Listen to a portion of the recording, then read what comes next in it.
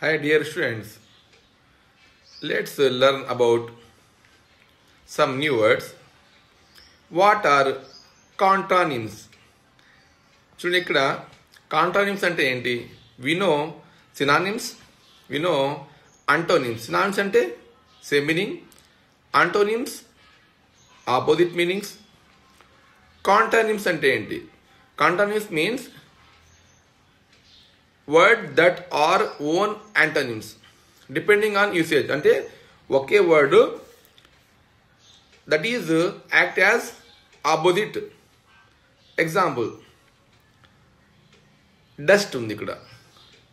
Mean to add fine particles or to remove fine particles.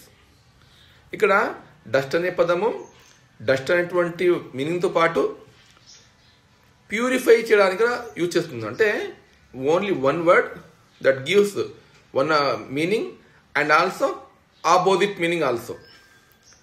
Left చూడండి, ఇక్కడ left can mean both remaining and departed. ఇలాంటి వర్డ్స్ను contronyms అని అంటారు. And one more example, O F off can mean both activate and deactivated. Example, set off, activated.